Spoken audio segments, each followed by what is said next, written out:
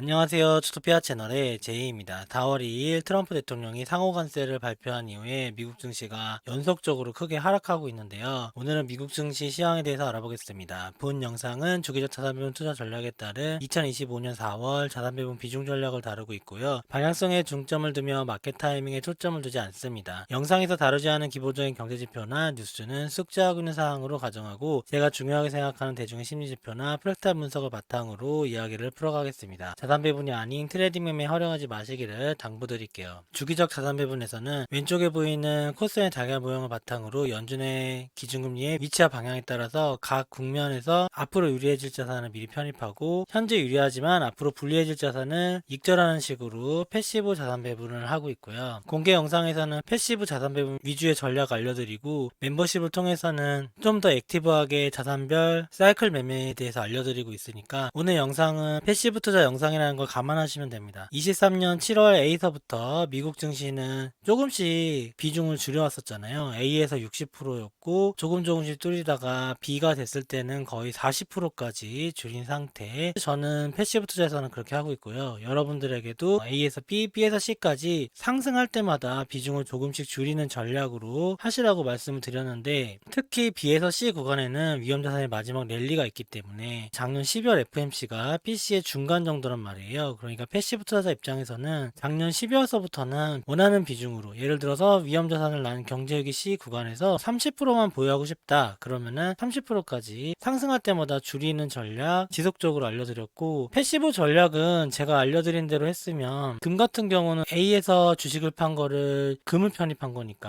그러니까 저는 이때 A에서 미국 주식이 60% 금이 0%였는데 결국에는 B에서 미국 주식 40% 금 20%로 비중을 변경한 거니까요. 미국 증시를 팔아서 금을 샀었죠. 다 영상에 남겨놨었고 그런 의미에서는 잘 맞아떨어지게 투자가 잘 된 것 같아요. 지금 제가 예상하는 시점보다 경제위기가 빠르게 올지도 모르는 위험에 처해 있는데 어쨌든 패시브 전략에서는 완벽한 타이밍을 맞추는 걸 불가능하다는 전제로 투자하는 거기 때문에 각 국면에서 그때그때 좋을 때마다 익절하고 미리미리 편입하고 그런 걸 잘 했던 것 같고 경제위기 C가 제가 예상에는 올해 10월 정도 생각하고 있었잖아요. 아직까지는 가능성이 있다고 생각하고 있는데 지금 증시가 빠지는 속도가 너무 빠르고 트럼프 대통령이 관세 정책 발표한 이후로 급격하게 빠지다 보니까 C가 좀 앞당겨지는 게 아니냐 이런 거에 대한 추가적인 분석은 계속 이어서 하고 있어요. 제가 4월 3일 기준으로 공포탐욕 지수 적은 건데 지금 4월 4일이에요. 영상을 녹음하고 있는 시간은. 그 사이에 또 내려가서 지금 6까지 내려갔고요. 이거는 4월 2일에 적었을 거예요. 12에서 8이 됐다가 지금 6까지 내려갔어요. 정말 많이 떨어졌고 8월 5일 검은 월요일은 상대도 안 될 정도. 그 다음에 지금 떨어지는 게 오랜 기간 동안 떨어졌기 때문에 굉장히 비관적이다. 거의 하락장의 초입이나 하락장에 진입한 거 아닌가 이런 생각이 들 정도로 많이 하락한 거죠. 공포탐욕 지수의 추세는 붉은색 최선을 이탈하는 순간부터 확실하게 하락이 됐던 것 같아요. 공포탐욕 지수의 추세만 가지고 했었어도 작년 12월 달에 고점 이탈할 때 어느 정도 타이밍이 나왔네요. 근데 저는 여기서 다시 반등할 거라 생각했는데 트럼프 당선되고 나서 계속해서 반등을 못하다가 결국에는 폭락하면서 떨어진 상황이고 현재는 많이 떨어졌지만 한 번의 반등은 나올 거라고 생각을 하고 있어요. 미국 증시 SPX B에서 C 구간 시황 분석해드릴게요. 3주 전에 찍었던 영상에서는 초록색 위험자산의 생명선을 이탈하지 않았었거든요. 이렇게 반등해서 아마 이때였을 거예요. 반등해서 올라와서 푸른색 저항선까지 돌파하는 모습이었기 때문에 여기서 바닥을 확인하다가 돌파해서 올라갈 가능성은 더 높게 봤고 그때도 그렇게 설명드렸죠. 글로벌 M2가 12월 고점에서부터 시작해서 단 지금까지 여기 어제 음봉이거든요. 그리고 며칠 있다 4월 6일 뭐 그 정도까지 하락에서 횡보가 이어지다가 다시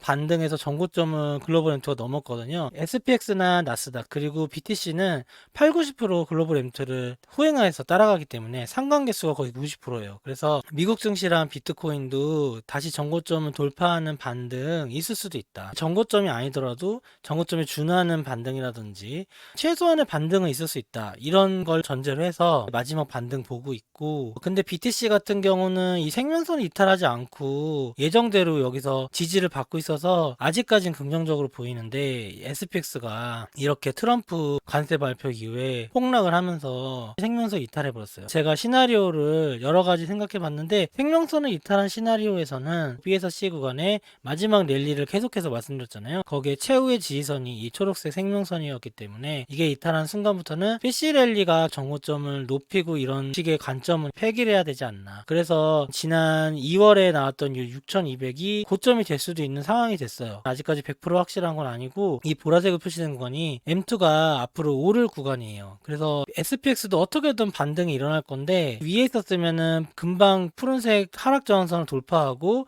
기존에 있었던 최선 5900 돌파하면 6200 이런 식으로 도전해 볼 수가 있는데, 현재 이렇게 생명선까지 이탈해 버린 상황에서 반등이 나온다 해도 생명선 정도에서 멈추거나 아니면 이걸 어떻게 넘어갔다 해도 요 5900 이상 넘어가기가 쉽지 않은 상황이 돼 버렸어요. 그래서 지금은 긍정적으로 반등하면 5900, 일반적으로 반등해봤자 생명선의 저항에 걸리는 정도의 5500 정도까지만 보이고 있고, 하지만 글로벌 M2가 상승하는 요 박스 구간에서는 어쨌든 반등이 일어날 거고, 위험자산의 비중은 아직 줄이지 않으신 분이나 좀 덜 줄였다, 그래서 더 줄이고 싶다 시전에 그러신 분들은 이때쯤에서 아마 매도 타이밍이 나올 것 같아요. 패시브 투자자 입장에서는 이렇게 일봉 가지고 할 수도 있지만 주봉이나 월봉 단위로 보셔가지고 양봉이 크게 뜨고 반등하는 날에 리밸런싱 하시면 될 것 같고, 주의사항이 제가 이렇게 오를 때마다 비중을 줄이면서 리밸런싱을 하고, 떨어지는 날에는 비중을 줄이지는 말되 리밸런싱을 하자고 그랬잖아요. 그렇게 해서 어느 정도 비중을 조금씩 줄여 오셨겠죠, B 전후로 해서. 근데 지금 좀 낮아졌다고 해서 여기서 비중을 높이는 구간은 아니에요. 그러니까 위험자산의 비중을 많이 줄이셨잖아요, A서부터 B, C 오시는 사이에. 근데 C가 지난 다음에 위험자산의 비중을 늘리는 거예요. 지금 C가 아직 안 왔기 때문에 이렇게 많이 하락했다 해도 비중을 늘리는 게 아니라 C 전에는 반등할 때마다 비중을 축소하는 식으로 대응해야 된다. 그것만 기억하시면 돼요. 그래서 주봉이나 월봉 사이에 크게 오를 때는 리밸런싱을 해보자,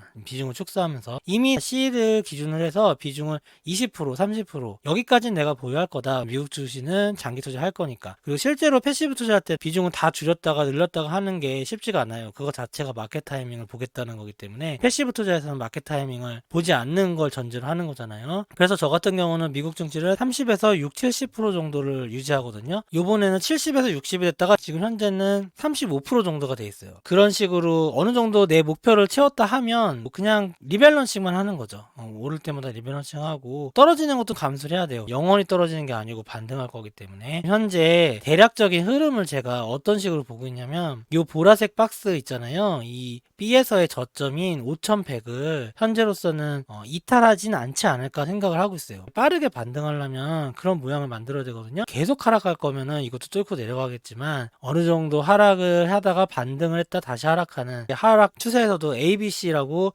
B 상승이 있는 거니까, 그런 상승이 나올 거면은 초기 하락의 한계치는 5100 정도로 보고 있거든요. 5100 정도에서 반등 나오면 제가 말씀드린 흐름이 나온다. 원래는 5월 말까지인데 지금 증시가 폭락하면서 달러 인덱스도 폭락했거든요. 그게 글로벌 M2에는 상승하는 효과를 만들어서 지금 6월 이후에까지도 상승할 가능성이 없는 건 아니에요.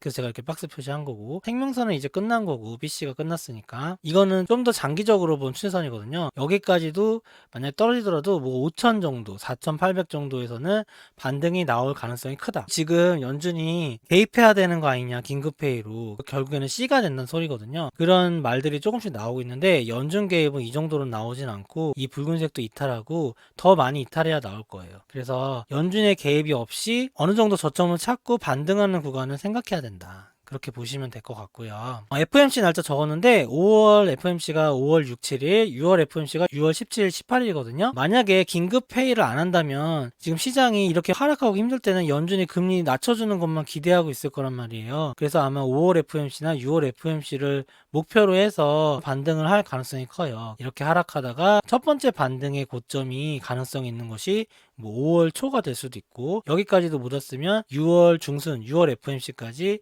반등을 하려는 시도를 해볼 수 있다. 그런 식으로 흐름 보고 있고요. 이번에는 월봉을 통해서 좀 더 큰 그림에서 봐볼게요. 지난 사이클에 ABC 적었어요. A 금리 고점, 첫 번째 금리 인하 B, 그 다음 C 경제 위기, 그리고 금리 저점 D, 첫 번째 금리 인상 E, 그 다음 F, 마지막 금리 인상 A, 그리고 첫 번째 금리 인하 B, 이런 식으로 들어가는 거예요. 저는 C가 올해 말 정도로 생각하고 있었는데 지금 상황을 보면 옛날 C에서부터 요번에 저점까지 이은 이 붉은색 최선이 첫 번째로 있고요. 이게 월봉에서 52MA랑 거의 비슷해요. 아마 연준의 긴급 인하가 나오려면 이 52MA까지는 떨어져야 될 거예요. 예전에도 보면 52MA를 터치한다고 바로 긴급 인하 해주는 게 아니고 더 많이 떨어져서 사람들이 정말 패닉 그 자체. 이거 어디까지 떨어지냐. 세상이 멸망하는 것 같다. 이럴 때 아마 개입을 할 거예요. 그것까지 감안하면 요 붉은색 최선은 더 내려갔을 때 이게 고점 대비 30% 떨어지면 4200이더라고요. 4200 정도는 돼야지 아마 긴급 회의와 C를 통해서 살려줄 거예요. 갑자기 금리를 낮추거나 양적완화를 하거나. 근데 그 전까지는 그냥 정상적인 금리 인하기 사이클에서의 조정과 반등을 거칠 것 같거든요. 이번에 여기까지 한 번에 떨어지는 잘 모르겠어요. 30%가 빠른 시일 안에 떨어지는 게 쉬운 일은 아니라서 옛날처럼 이렇게 떨어져야 되는데 이게 가능한지는 잘 모르겠고, 지금은 경제 지표 자체가 나쁜 게 아니라 트럼프가 너무 극단적인 정책을 쓰는 바람에 이렇게 된 거잖아요. 근데 이 정책은 결국 사람이 만든 거기 때문에 트럼프가 다시 되돌리거나 외교적인 해결이 잘 되면은 돌아갈 수가 있는 거잖아요. 원상복귀가 될 수 있는 거죠. 그러면 반등할 수 있는 계기가 될 수도 있는 거고, 현재 글로벌 M2가 한 2달 정도는 상승 구간이거든요. 전고점까지 돌파했단 말이에요. 만약에 생명선 이렇게 이탈하지 않았으면 전고점 돌파도 노리고 있었거든요. 근데 지금은 그렇게까지는 안 보고 5,500에서 5,900 정도 목표를 하고 있지만, 그런 구간이 있기 때문에 이렇게 한번 오르면 바로 경제 위기가 오는 것보다는 나중에 올 수도 있겠죠. 그렇게 되면 4분기가 되지 않을까, 25년. 그렇게 보고 있고, 이건 어떻게 될지는 모르죠. 지금도 트럼프가 4월 2일에 발표하기 전에 어느 정도 모양을 만들어 놨었거든요. 반등할 수 있는. 이게 BTC도 똑같은 모양을 만들었어요. 이제 오르기만 하면 되고 BTC는 여기서 가만히 있는데, SPX가 갑자기 떨어진 게 오늘은 여기서 더 떨어지고 있는데,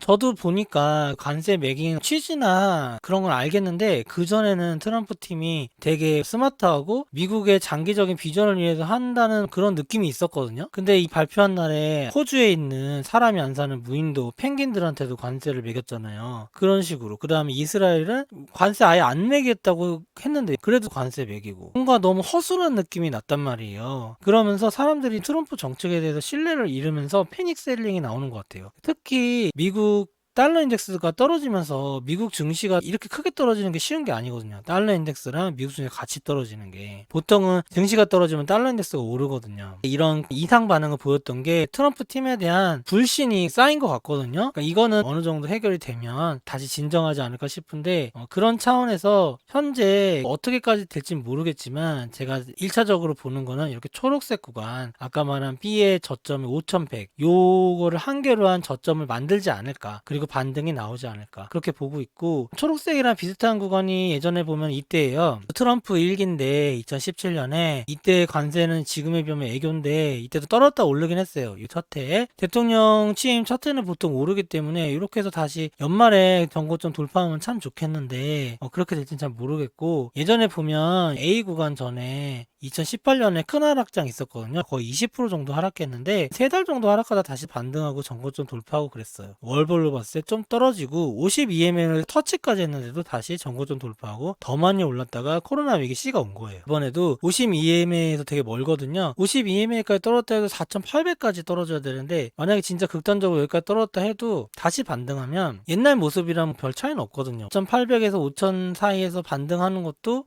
가능한 일이라서 저는 아직까지 바로 더 큰 폭의 하락 12MA까지 떨어지는 패닉 그 자체, 공황 그 자체가 바로 올 거라는 생각은 안 들지만 주의는 해야겠죠. 그러니까 지금 구간에서는 수익을 많이 내려거나 그런 구간이 아니라 수익이나 자산을 지켜야 되는 구간이기 때문에 반등할 때마다 매도 전략은 옳은 것 같다. 패시브 투자 입장에서는 이미 어느 정도를 익절하셨잖아요. 여기 구간에서 많이 남았겠지만 그건 내가 남기기로 한 거니까 어쩔 수 없는 거고요. 여기서는 어쨌든 비중을 함부로 늘리진 말아달라. 제가 하는 요점이 그거예요. 비중 늘리는 거는 요 C가 확인된 다음에 그때 가서 늘리는 거예요. 이 점에 대해서 궁금하신 분들 많을 것 같아서 강조해 드리고요. 현재로서는 이렇게 중간 반등 5,100 저점을 해서 5,500 정도까지 올라갔으면 좋겠어요. 그래야지 좀 더 높은 가격에서 리스크 관리를 할 수 있는데 기회도 안 주고 떨어지는 일이 일어날지는 잘 모르겠네요. 솔직히 트럼프가 4월 2일에 관세 발표만 좀 더 정밀하게 납득가게 됐으면 이런 모습은 안 나왔을 것 같아요. 누가 봐도 수치상으로 납득이 좀 안 되긴 했죠. 이런 허술함이 너무 보였다는 게 시장의 실망감 때문에 더 많이 하락한 계기가 된 것 같아요. 지금 좀 더 하락하고 있는데 패시브 투자자 입장에서는 이미 이런 걸 많이 대비했잖아요. 금도 많이 사놨을 거고 그런 차원에서 섣불리 비중을 늘리는 것만 조심하시면 될 것 같아요. 비중 늘릴 때는 그때 가서 알려드릴게요. C가 지나고 나서. 오늘 영상은 이만 마치겠습니다. 좋아요, 구독 부탁드립니다. 감사합니다.